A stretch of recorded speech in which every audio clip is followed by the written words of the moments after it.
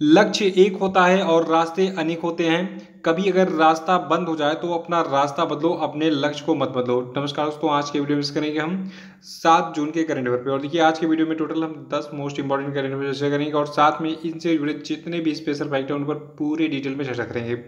और इस वीडियो के लास्ट में आपसे 5 क्वेश्चन पूछेंगे, तो आपको इन 5 प्रश्नों के जवाब देने तो शुरू से लास्ट तक वीडियो बने रहिएगा। और इस वीडियो को पूरा देखने के बाद आप इसकी PDF फाइल भी डाउनलोड कर सकते हैं। नीचे डिस्क्रिप्शन बॉक्स में आपको इस वीडियो की PDF लिंक मिल जाएगी।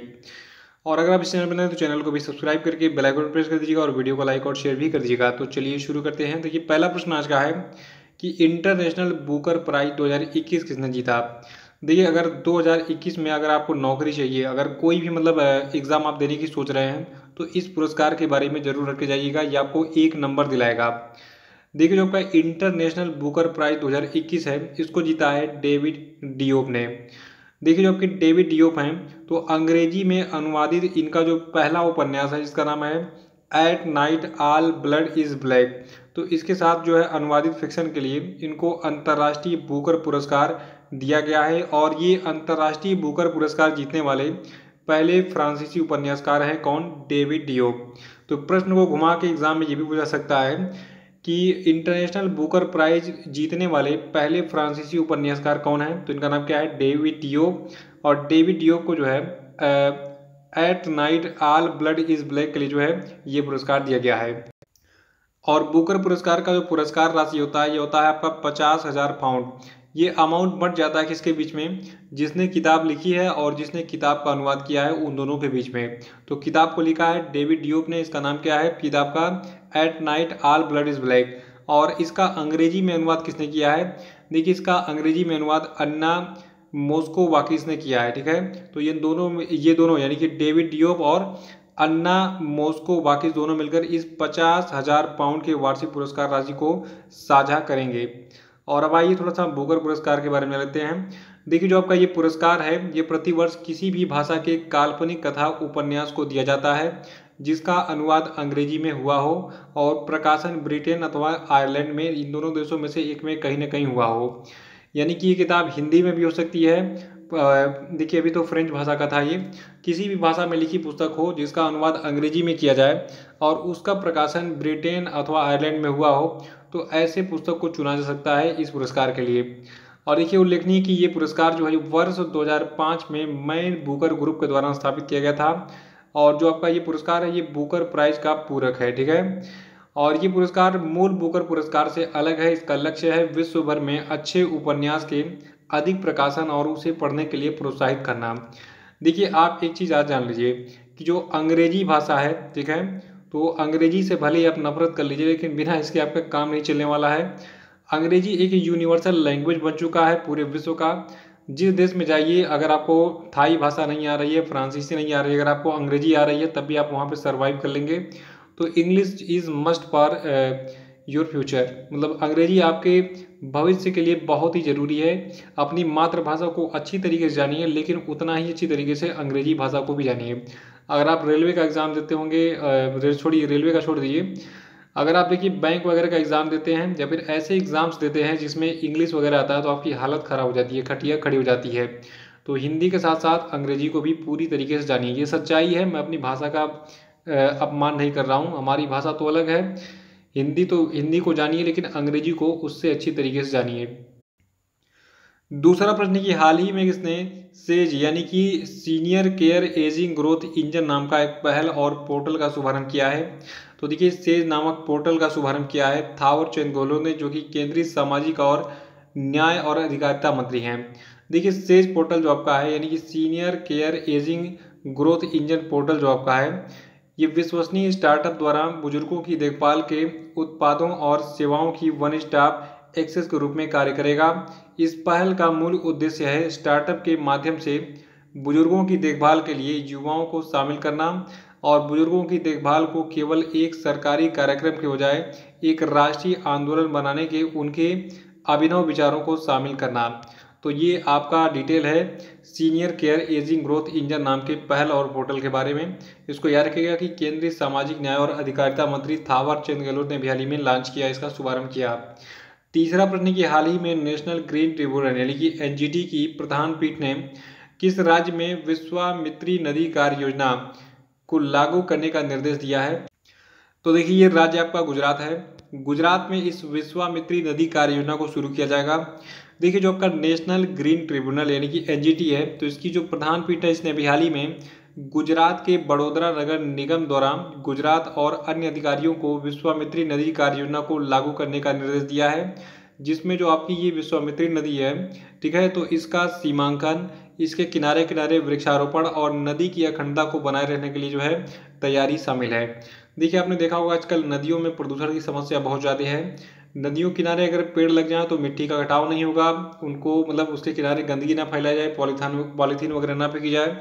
उस नदी में अगर सीवर का पानी न गिराया जाए तो नदियाँ जो है पवित्र रहेंगी, साफ सुथरी रहेंगी, उसमें जो जल में रहने वाले जो जीव हैं वो भी सुरक्षित रहेंगे, ठीक है, तो उसका इकोसिस्टम मेंटेन रहेगा। तो यही चीज़ एनजीटी ने कहा है। और एनजीटी जो है इसके अध्यक्ष हैं वर्तमान में आदर्श कुमार गोयल, मुख्यालय इसका नई दिल्ली में है। मुख्यमंत्री कौन है गुजरात के? देखिए गुजरात के मुख्यमंत्री विजय रूपाणी हैं और गुजरात के राज्यपाल कौन हैं? आचार्य देवव्रत है, ठीक है। यहाँ पे इसको अलग कर लीजिएगा, यहाँ पे गुजरात का मुख्यमंत्री लिखना था, लेकिन आप इतने समझदार हैं, डिफ्रेंशिएट कर लेंगे।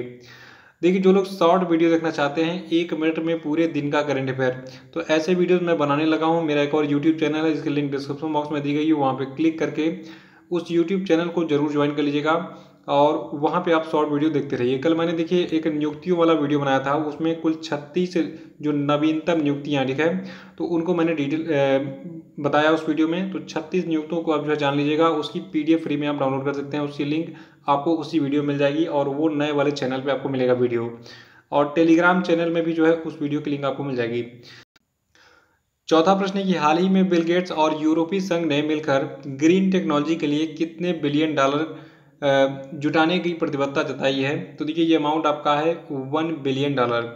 तो बिल गेट्स और यूरोपीय संघ मिलकर ग्रीन टेक्नोलॉजी के लिए कुल $1 बिलियन का अमाउंट जुटाएंगे और ये समर्थन जो होगा ये अक्षय ऊर्जा, टिकाऊ विमानन ईंधन और वातावरण से CO2 सोखने के लिए प्रौद्योगिकी और लंबी अवधि के ऊर्जा भंडारण से उत्पादित हाइड्रोजन को लक्षित करेगा। और देखिए जो आपका यूरोपीय संघ है यानी कि यूरोपियन यूनियन है, इसका मुख्यालय कहाँ पे है? ब्रुसेल्स बेल्जियम में, और इसकी स्थापना 1 नवंबर 1993 को हुई थी। बाकी बिल गेट्स के बारे में आप जानते ही होंगे, ये जो है दुनिया के सबसे अमीर अरबपतियों की सूची में जो है ये दूसरे, तीसरे, चौथे नंबर पर रहते हैं कभी कभी, ठीक है। दुनिया के कभी ये सबसे अमीर व्यक्ति हुआ करते थे। और बिल गेट्स की कंपनी का क्या नाम है? माइक्रोसॉफ्ट, ये जरूर याद रखिएगा। और अगर आप सिविल सर्विसेज UPSC की तैयारी कर रहे हैं या फिर स्टेट PCS की तैयारी कर रहे हैं तो आपको ग्रेडअप पे बहुत सारे कोर्सेज मिल जाएंगे, डेली लाइव क्लासेस वहाँ पे चलती हैं, वो भी बिल्कुल एक्सपर्ट के द्वारा। तो ये सभी एक्सपर्ट के द्वारा लाइव क्लासेस को आप ज्वाइन कर सकते हैं। अगर आप IAS का क्रैश कोर्स और IAS 2022 का जो है फाउंडेशन कोर्स ज्वाइन करना चाहते हैं, या फिर UPPS, PSC, MP PCS और UP PCS, RO और झारखंड PCS, बिहार PCS, मतलब जिस राज्य का PCS की तैयारी करना चाहते हैं वो सारे कोर्सेज आपको मिल जाएंगे ग्रेडअप पर। यहाँ पे आपको देखिए पूरी स्कीम दी गई है, इसमें आपको डिस्काउंट भी मिल जाएगा अगर आप मेरा कोड EGURU50 यूज़ करेंगे, ठीक है। देखिए बहुत सस्ते हैं ये कोर्सेज, घर बैठे अगर आपको 2000 रुपये में पूरा 3 महीने का सब्सक्रिप्शन मिल जा रहा है तो बहुत है। अगर आप कोचिंग ज्वाइन करते हैं तो आपका इतना तो ऑटो का भाड़ा या फिर पेट्रोल का खर्चा लग जाता होगा। तो इसको घर बैठे आप कोर्सेज को ज्वाइन कीजिए, घर बैठे तैयारी कीजिए, क्योंकि अभी लॉकडाउन चल रहा है। और पांचवा प्रश्न है कि हाल ही में किस देश में दुनिया के पहले CO2 न्यूट्रल सीमेंट प्लांट का शिलान्यास किया गया? देखिए CO2 न्यूट्रल मतलब हो गया वहाँ पे कार्बन का इमिशन बहुत कम होगा या फिर बिल्कुल होगा ही नहीं। तो देखिए ये देश आपका कौन सा है? स्वीडन है। स्वीडन में भी हाल ही में जो है दुनिया के पहले carbon dioxide neutral cement plant का जो शिलान्यास किया गया है। देखिए दुनिया की जो दूसरी सबसे बड़ी सीमेंट निर्माता कंपनी है, इसका नाम क्या है? इसका नाम है हीडेलबर्ग सीमेंट। तो ये किस देश की कंपनी है? स्वीडन की है। और ये जो है जो आपका हीडेलबर्ग सीमेंट है, ये कार्बन कैप्चर तकनीकी के माध्यम से 2030 तक जो है स्लाइड में अपनी स्वीडिश फैक्ट्री को दुनिया के पहले CO2 न्यूट्रल सीमेंट प्लांट में बदलने की योजना बना रही है। ये संयंत्र जो है प्रति वर्ष 1.8 बिलियन टन कार्बन डाइऑक्साइड को कैप्चर करने में सक्षम हो जाएगा जब ये जो है CO2 न्यूट्रल सीमेंट प्लांट जो है ट्रांसफॉर्म हो जाएगा। तो इसको याद रखिएगा, एक कंपनी है स्वीडन की हीडेलबर्ग सीमेंट, ठीक है। ये दुनिया की पहली CO2 न्यूट्रल सीमेंट प्लांट को ट्रांसफॉर्म मतलब अपने ही कंपनी को जो है मतलब अपनी फैक्ट्री को ये जो है ट्रांसफॉर्म करेगी। तो दुनिया का पहला CO2 न्यूट्रल सीमेंट प्लांट कहाँ बन जाएगा? स्वीडन में। और ये कंपनी कौन सी होगी जो इस प्लांट को बनाएगी? हीडेलबर्ग सीमेंट। छठा प्रश्न है कि ईगल एक्ट जो हाल ही में सुर्खियों में था, ये किस देश से संबंधित है? देखिए, ईगल एक्ट संबंधित है अमेरिका से, और इसको ध्यान सुनिएगा। देखिए, हाल ही में रोजगार आधारित ग्रीन कार्ड पर प्रति देश की सीमा को समाप्त करने के लिए अमेरिकी प्रतिनिधि सभा यानी कि यूएस हाउस ऑफ रिप्रेजेंटेटिव्स में जो है कानून पेश किया गया था। इस नए कानून को ईगल एक्ट 2021 कहा गया है। ठीक है, इसका नाम दिया गया है। सातवां प्रश्न है कि हाल ही में किस संस्थान ने चिप आप तकनीकी विकसित की है? देखिए, चिप का मतलब जो मोबाइल वाला चिप है उसी से यहाँ पे मतलब संबंधित बात हो रही है। तो देखिए, इस चिप आप तकनीकी को विकसित किया है central forensic science laboratory Hyderabad ने। देखिए, होता क्या आपने देखा होगा कि कोई भी अपराधी है, तो अगर उसने अपराध किया तो उसके डाटा उसके मोबाइल वगैरह में अगर होते हैं, अगर उसका मोबाइल क्षतिग्रस्त हो गया, पानी में गिर गया, या फिर उसने खुद पटक के तोड़ दिया मोबाइल को, तो उसके डाटा को कैसे फिर रीस्टोर किया जाए, यही तकनीकी आपकी है चिप ऑफ तकनीकी। और देखिए, आपको बता दूं, जो आपकी ये तकनीकी है, इसका मुख्य उद्देश्य लॉक्ड और गंभीर रूप से क्षतिग्रस्त स्मार्टफोन से एनक्रिप्टेड डाटा को प्राप्त करना है। इससे जो हमारी भारत की जांच एजेंसियां होंगी, उनको अपराधियों के खिलाफ विश्वसनीय सबूत पेश करने में मदद मिलेगी।